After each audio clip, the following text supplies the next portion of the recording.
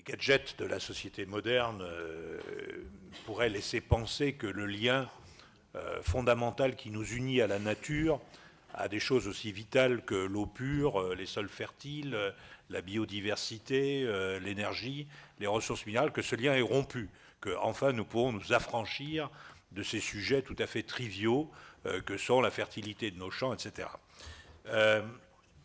Oui, pardon, ça va ? Oui. Voilà. Donc cette question des matières premières minérales est une question qu'en Occident nous avons largement perdu de vue depuis 1980, depuis, mettons 90 plus précisément, avec la chute de l'URSS. Quelqu'un a écrit que c'était la fin de l'histoire et que c'était enfin l'avènement de la démocratie libérale où il suffisait de laisser faire la célèbre main invisible des marchés pour résoudre tous les problèmes d'une humanité qui allait s'avancer à l'unisson vers un avenir glorieux.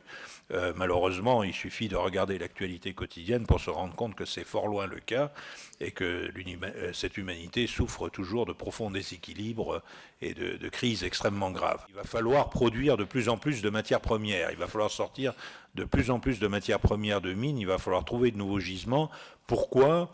Parce que d'abord, pour certaines matières premières critiques nouvelles, Jack Lifton parlait du dysprosium, du néodyme, c'est des matières premières que nos arrière-grands-parents n'utilisaient pas. Nos arrière-arrière-grands-parents, début du XXe siècle, utilisaient du fer, un peu de cuivre, un peu de zinc, un peu de plomb, un tout petit peu d'aluminium, parce qu'on était au tout début de l'ère de l'aluminium, alors qu'aujourd'hui, dans n'importe quel téléphone mobile, vous avez environ entre 40 et 60 substances d'origine minérale, parfois en quantité infinitésimale, mais sans cette quantité infinitésimale, il n'existerait pas de téléphone mobile, il n'existerait pas d'ordinateur, il n'existerait pas toutes ces choses absolument merveilleuses dont nous bénéficions aujourd'hui. Et les taux de croissance de la demande sont absolument faramineux.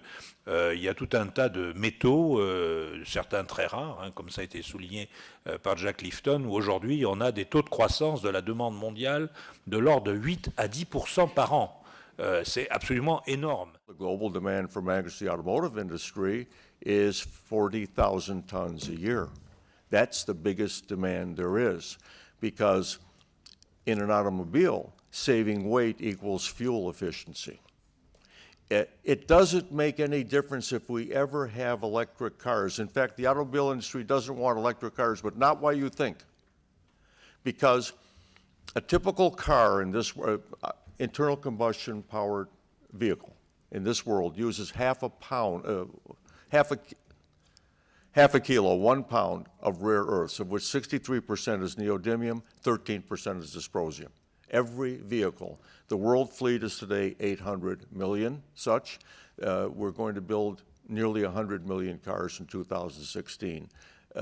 This is a huge demand. Nous n'aurons jamais assez de, là, je prends les terres rares, mais on aurait pu en prendre d'autres, nous n'aurons jamais assez de terres rares pour produire toutes les éoliennes à entraînement direct à destination du offshore, compte tenu de tous les programmes qui existent aujourd'hui.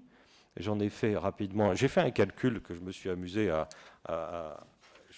je vais m'amuser à vous le lire, mais j'ai noté, je parle sous le contrôle de John qui connaît quelques quantités un peu mieux que moi, mais la production mondiale de néodyme aujourd'hui nous permettrait de fabriquer 233 gigawatts de capacité électrique. Bon, c'est énorme.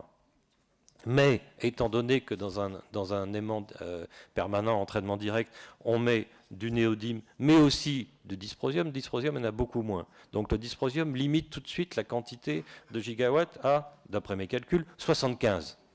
75. Cela signifie que on réserve l'intégralité de la production, par exemple ici, de dysprosium, à l'unique production d'éoliennes à entraînement direct. Et donc, on n'utilise plus du tout ce métal, ou ce métalloïde plutôt, pour le téléphone, pour les PC, pour la voiture. Donc, on n'en produit plus. Donc, on met grosso modo, sans doute, 1 à 2 milliards de personnes au chômage. Le problème que nous rencontrons, et qui a déjà été indiqué tout à l'heure, c'est que tout d'un coup, tout le monde en veut pour tous et en même temps.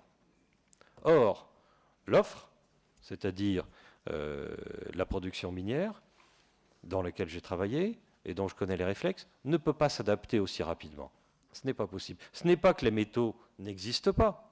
C'est qu'ils n'ont pas été assez travaillés, comme je disais tout à l'heure, et ils ne sont pas devenus assez abondants. If France wants to continue as a great industrial power with a large military, with electric lights that are powered by French-produced electricity, you must solve this problem.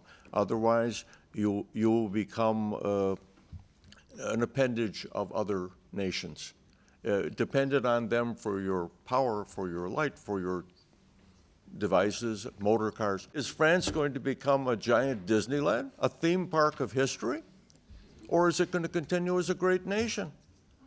I don't know, but I'll tell you what, you'd better solve this problem, because if you're, as the poet said, if you're dependent on the kindness of strangers for your raw materials, be careful, because when that stranger needs it for himself, he won't be such a friend of yours. Si on veut donner un exemple d'une application en fort développement et qui fait appel aux métaux dits stratégiques, le premier qui me vient à l'esprit, c'est l'aéronautique.